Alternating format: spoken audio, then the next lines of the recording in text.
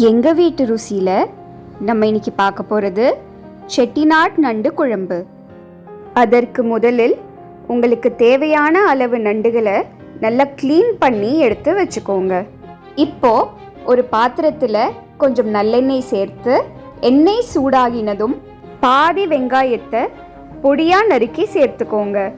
வெங்காயத்தோடைய நிறம் நல்லா ப்ரௌனாக மாறினதும் இதன் கூட ஒரு ஸ்பூன் கடுகு, ஒரு ஸ்பூன் சீரகம், 4 காய்ந்த மிளகாய், ஒரு சிறு கைப்பிடி கறிவேப்பிலை, இதன் கூடவே 2 வெங்காயத்தை நறுக்கி சேர்த்துக்கோங்க.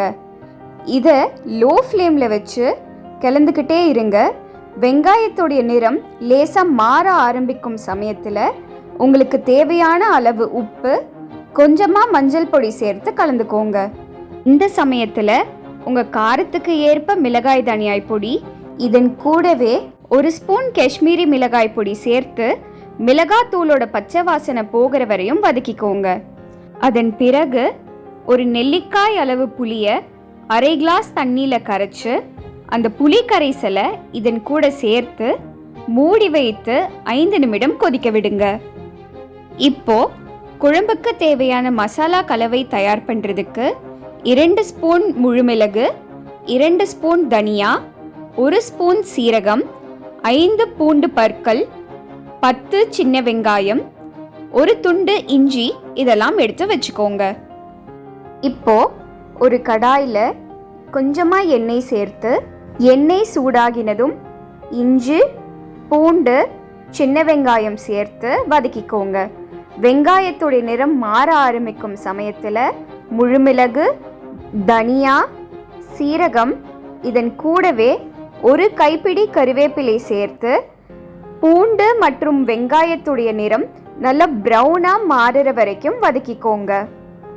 இந்த மசாலா கலவையை நல்லா ஆற வைத்து ஒரு மிக்ஸி ஜாருக்கு மாற்றி இதன் கூடவே கொஞ்சமாக தண்ணீர் சேர்த்து நல்லா அரைச்சி எடுத்துக்கோங்க. இப்போ புளி தண்ணீர் சேர்த்து நல்லா கொதிக்க வைத்த குழம்பு கொதிச்சிட்டு இருக்க சமயத்தில் க்ளீன் பண்ணி வைத்த நண்டுகளை இதன் கூட சேர்த்து மூடி வைத்து 10 நிமிடம் வேக விடுங்க. இந்த சமயத்தில் நண்டுடைய நிறம் ஆரஞ்சா மாறி 3/4% வெந்திருக்கும். இந்த சமயத்தில் அரைத்து வைத்த மசாலா கலவையை சேர்த்து இதன் கூடவே அரை கிளாஸ் தண்ணீர் சேர்த்து நல்லா கலந்துக்கோங்க. குழம்பு கொதிக்க ஆரம்பிக்கும் சமயத்தில் இதை திரும்ப மூடி வைத்து இன்னும் ஒரு 5 நிமிடம் வேக விடுங்க. இந்த சமயத்தில் நண்டு மசாலா கலவையோடு சேர்ந்து முழுமையாக வெந்துடும். இதன் கூடவே குழம்பில் இருக்கும் எண்ணெயும் பிரிந்து வர்றத உங்களால் பார்க்க முடியும். இந்த சமயத்தில் ஒரு அரை பிடி கறிவேப்பிலையை சேர்த்து 2 நிமிடம் கொதிக்க விட்டு எடுத்தால் சுவையான செட்டிநாட் நண்டு குழம்பு சூடாக பரிமாற தயார்.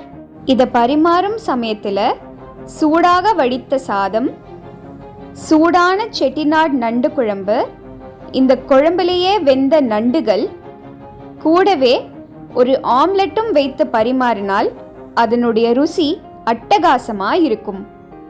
நீங்களும் இதை செஞ்சு சுவைத்து இதனுடைய ருசி உங்களுக்கு எப்படி பிடிச்சிருந்ததுன்னு சொல்லுங்க. உங்களுக்கு எங்களோட சேனல் பிடிச்சிருந்தா லைக் பண்ணுங்க, ஷேர் பண்ணுங்க, சப்ஸ்கிரைப் பண்ணுங்க. இன்னொரு வீடியோவில் சந்திப்போம். தேங்க்யூ.